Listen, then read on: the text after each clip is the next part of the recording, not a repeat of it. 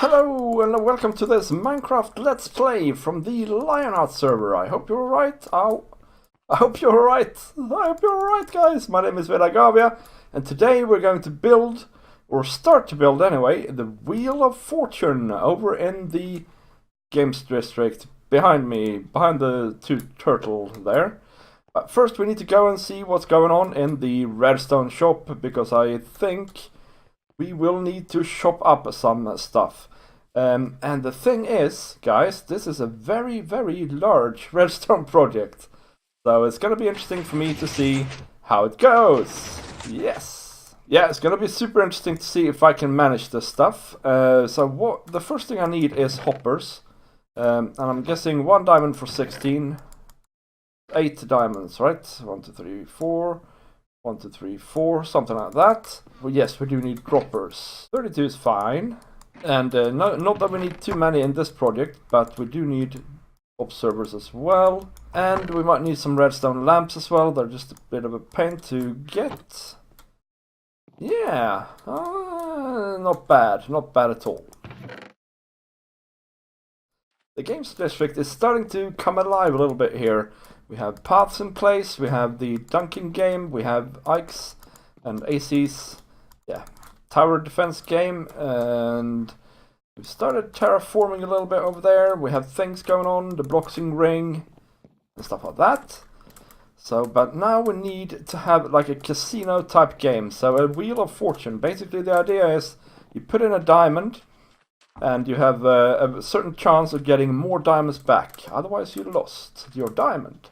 And I need a fair amount of space for this game, actually. So let's try and find a spot for it. And what I will say is, I've never built a big redstone project like this, okay? So we'll see how it goes. Bear with me, is what I'm saying.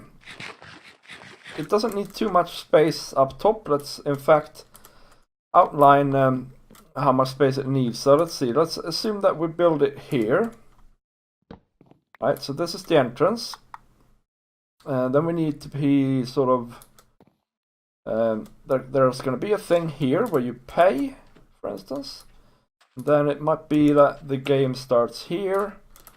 And 1, 2, 3, 4. This is basically... and then we need to go back a little bit here. Maybe 1, 2, 3. There's going to be a thing here as well where you collect your winnings in case you win, right? So that's the idea here. And basically you go in here, you chuck a diamond in here, you watch the wheel go round.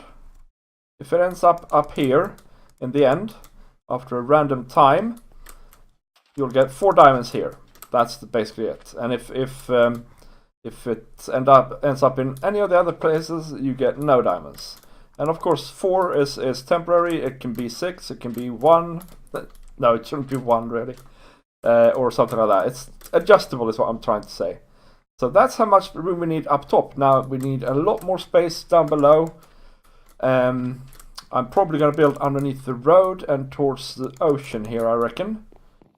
And the thing is, I'm not sure exactly what we're doing, but what I'm going to do now, guys, is I'm going to lay out the interface so that we can see how that looks and how we want it to function, and then we'll see if we can start building the rest. Alright, so this is what it's going to look like, I think. You enter here, of course, from here. And there's going to be, basically it's going to be a hopper here. You can just throw a diamond into there.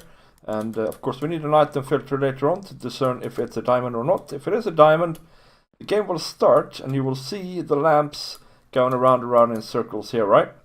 I've made it fairly colorful down here. I mean, it's supposed to be a fun game. So a lot of colors probably are a good idea. If it lands up on the diamonds here, you get a reward. It'll just basically pop up here. So how are we going to make these lamps go around? That's like the first thing. And I've already figured out that. So we have droppers here. And there's 4 spaces in between each dropper. So we can just place hoppers here. 1, 2, 3, 4. 1, 2, 3. Wait a minute. Going on here? Oh, I don't know what's going on. But there's now 6 in between these and 4 in between the others. That might be a problem. I'll see if it is annoying.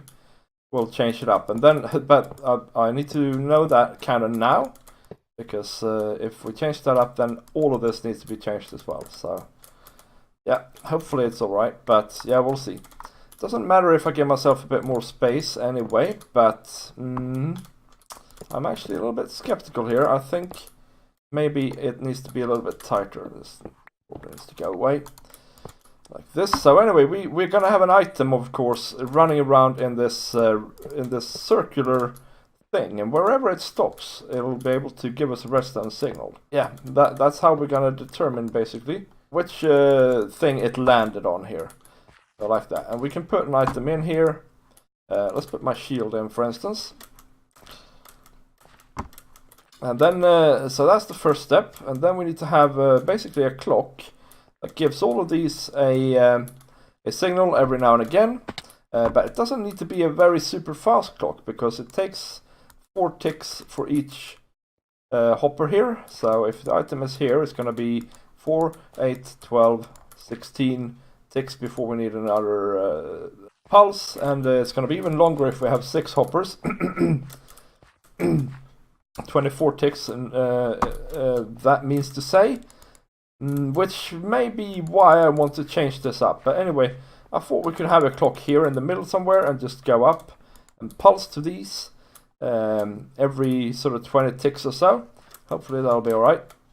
So this is one clock that I seriously consider here. I'm seriously considering this clock. We need to try it out with this clock, I think. It's called the 29 Pulsar Clock.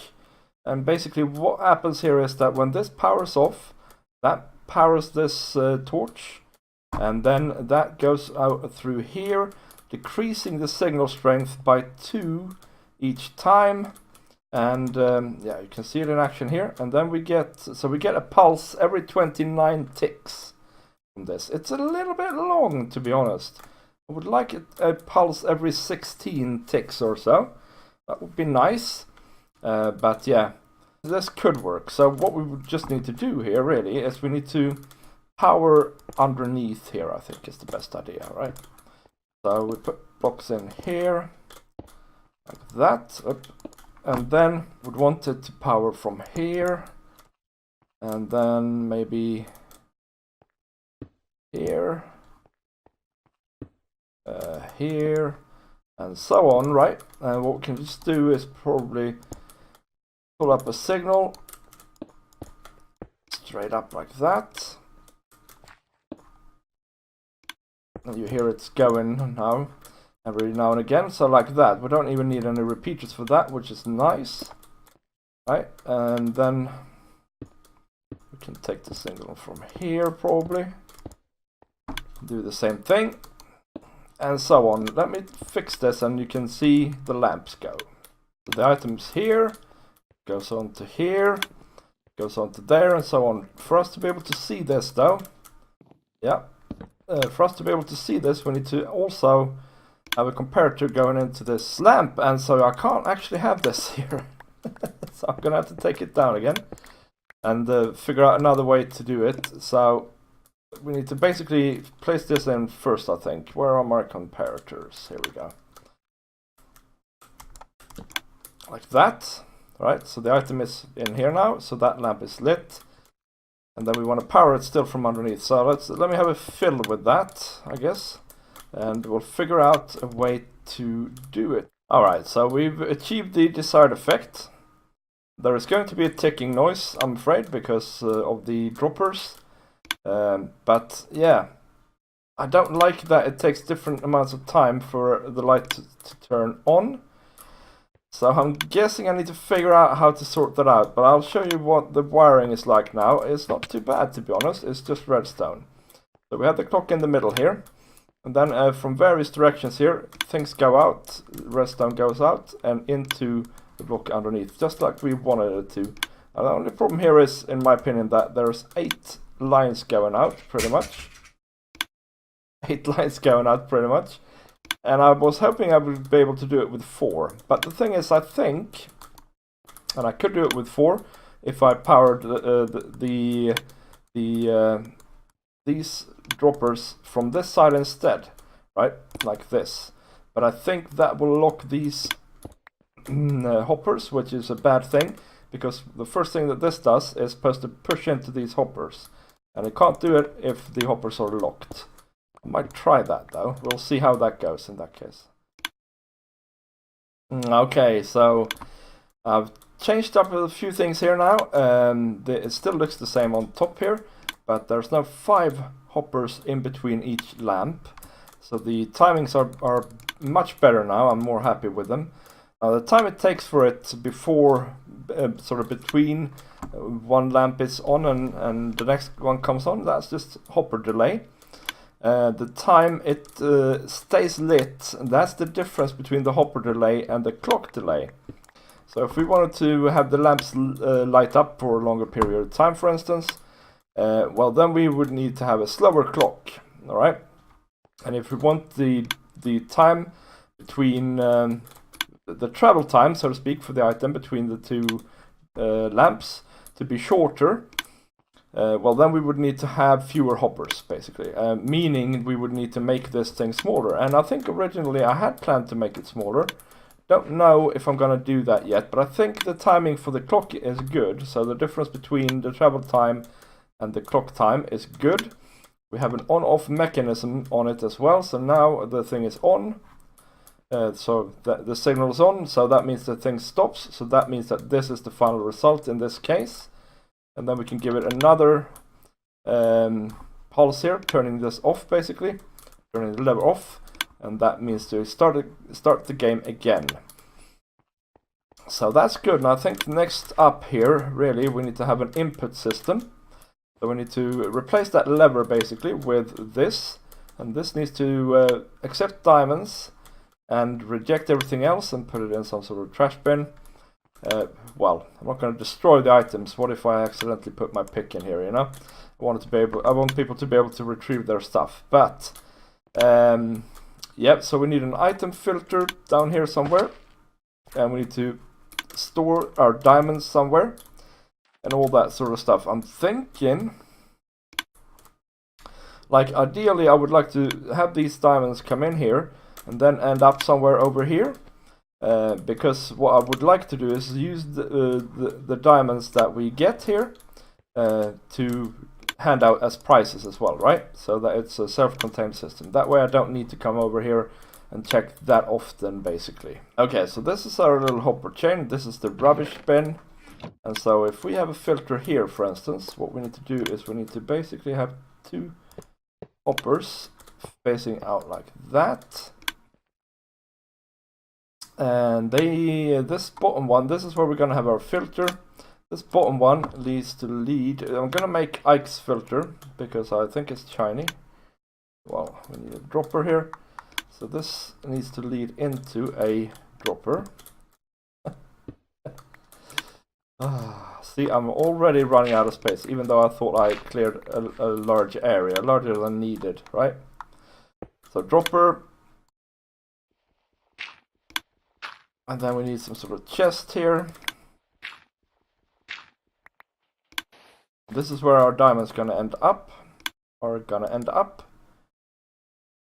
Chest. Yep. And then a hopper into that, right?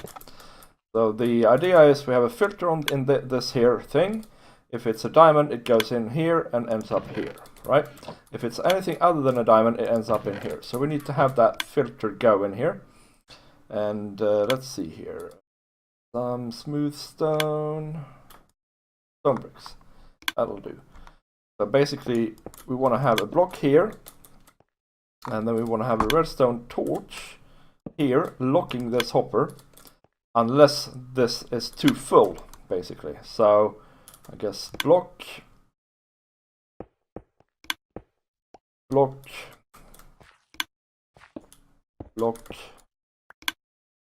Then the pattern here underneath, like that. So then we go up here then. And we need to compare what's in this hopper here through that block. So whatever is in this hopper here will give a signal strength to this comparator. Right, and then that needs to in turn go into a dropper again, I reckon. Like that. Then there needs to be dust here. And then from this dropper's signal, we need to have a thing going in here. I feel like this is not exactly the way I envisioned it. Well, almost. I think the redstone dust needs to just be here. And that should be alright. So now, here's the real problem, guys. For this filter to work, we need to have 63 diamonds in here. And I mean, I have a fair few, but that is a lot of diamonds to put in a filter, guys. Hopefully we'll gain more than we put in. So, we can hope, right? So that's 63. And we'll have 11 blocks, so that's alright. So these needs to go in the first slot, and then I need to have like 4 wooden shovels or something like that to put in there, and then we should be able to test this out. Okay guys, okay. So I put the dropper in the wrong place. It needs to be next to the redstone dust here, basically. So we're comparing here, and it will only give a signal back to this comparator here if this has a signal strength of 64, because otherwise it'll compare this dropper, which is empty basically. So this will be off as long as this isn't signal strength of well, 16 basically, or 15, sorry. So only if there are 64 items in here is what I'm saying. And there will only be 64 items in there if we throw in a diamond. So what will happen if I throw in the sand, for instance, here, is that it'll end up in the rubbish chest over here. But if I throw in, whoops. Yeah, and the comparator would end up there as well. If I throw in some diamonds here, they'll end up in here somewhere. Now I have noticed that they can get stuck here, and they can get stuck here as well. But that's fine. That doesn't matter. But as you can see, there's still 63 here, and nothing in here. I was 1 in there and 1 in there. I had 9 in my inventory to begin with, and now I have 9 again. So that's that. Now what we need to do then is next here to replace this lever over here is to say basically that if this torch blinks, that means that a diamond has gone in, right? So we can take a signal from here and basically invert it into this here. So, but of course, as you can see, there are some obstacles in the way. Okay, so what we have here now is not gonna work, and I'm trapped. Right, so what we have here now is not gonna work, but it shows you the principle. So we have a redstone wire here going snazzily underneath here, and we need to have a repeater here for 2 reasons. First of all, it's too far, of course, but second of all as well, when this clock actually is active and pulses, it'll otherwise send signals back this way, and that's something we don't really want. So basically, as long as this is powered, the clock is inactive, right? And when we put a diamond in here, it activates, and you can see the clock starts working again, right? But this won't work, because this will only do it 1 tick. That's not much of a game now, is it? So I'm gonna have to be very snazzy here and use something called, I think it's called an RS NOR latch. Okay, but before we do that, we need to do something else, right? We need to figure out how this is gonna work. Basically, it's gonna work like this.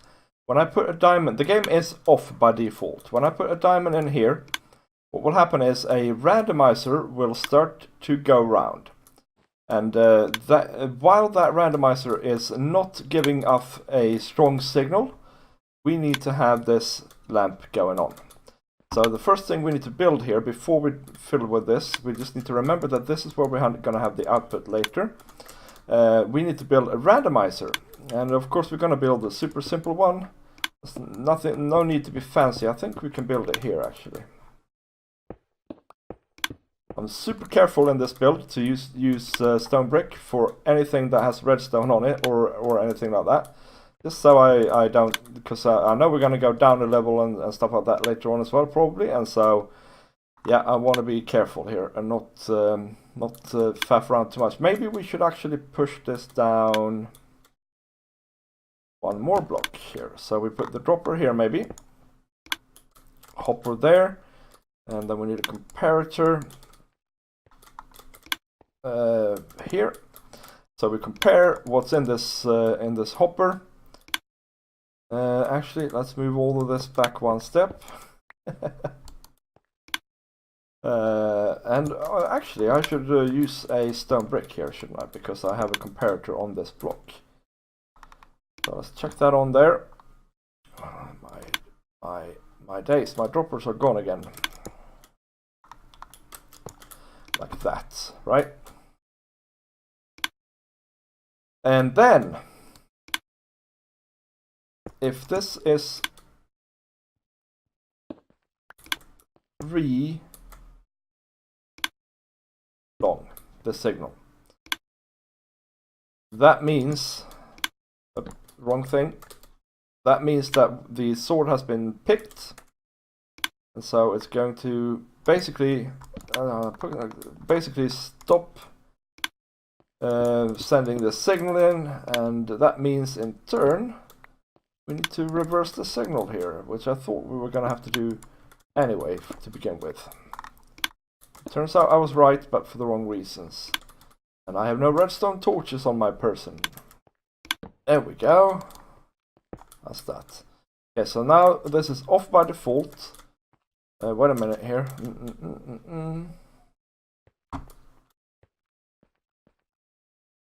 Yeah, this won't work as intended either, actually.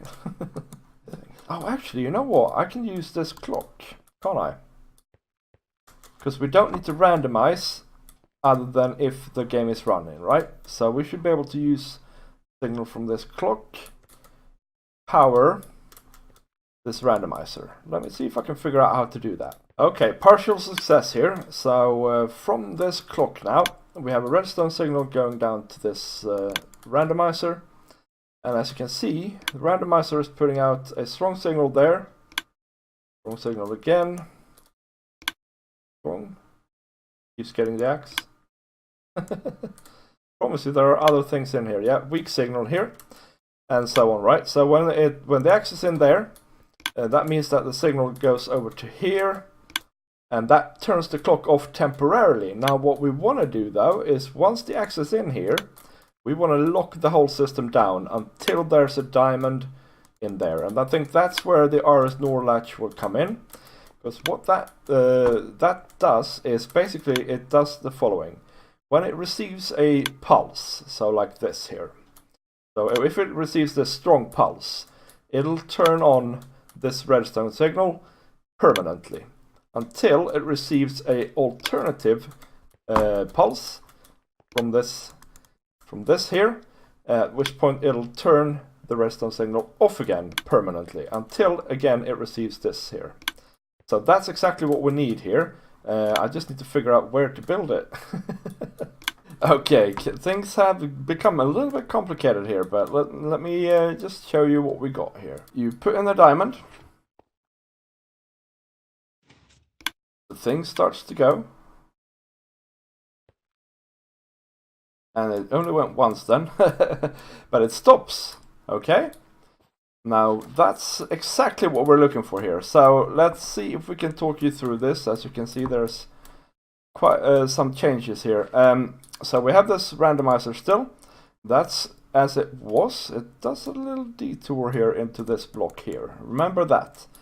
Now this here is what we were talking about before. The signal from this torch here goes into a hopper clock, actually, ether hopper clock, with some items in it, 8. And whenever this then flickers, that means that this hopper clock will go 1 lap, meaning that this will be powered for a little while into this block, right? You're with me so far. So this block gets powered by the randomizer. When the randomizer hits a object that is not stackable, and this block gets powered by this hopper clock when this flickers. So what happens here then, this is the RS NOR latch. What happens here then is that when the diamond comes in here, this flickers, and this goes for 1 lap, meaning that this gets powered. What that means is that this gets unpowered, this line here. That line goes all the way underneath here, and up here, and into our original clock. Meaning that this randomizer will start randomizing, and the first thing it does is let go of this, so this signal turns off as well here. So the reason that we need to have this delay here is because we need to wait for this thing to turn off before we can release this RS NOR latch to its own accord again. So then it goes, this keeps being powered then until this turns it off. We're gonna illustrate it by showing you. Up the clock goes. That signal is now turned off. Now that signal is turned off, and now it starts going. When this gets the axe in it, it'll become powerful enough to unpower the RS NOR latch again, thus powering this line. Sure, that'll happen any year now. Oh, come on. There we go. And this is now powered. And the thing turns off, and it ended up on this thing here. So that is excellent stuff. This is great progress. We now have the first part of our game done here. That being said, there is plenty left to do, guys. Plenty left to do. But this is an amazing start. So the things that we have left to do is we need to sense when this particular lamp has been selected, and then we need to shoot up some diamonds through that hole there. That's one thing. We need to add some note blocks so that this has some more feedback, I think, and some other bits and bobs like that. But the big thing, I think, is to sort out the winnings here as well. And then we of course need to build a building around it as well here. Our little Wheel of Fortune building. But Part 1, hat is on. Part 1 of our Wheel of Fortune extravaganza is now done. Do you see that visual glitch now? Glitch, by the way. My the glass texture goes through my knees. I'm getting de-legged every time I step through here. Yeah, anyway. Yeah, part 1 of our Wheel of Fortune extravaganza. Hope you like this sort of stuff. I did say at the beginning of this season that I was going to get quite heavily into Redstone. And I think this is quite heavily into Redstone. So let me know in the comments what you think of all this stuff.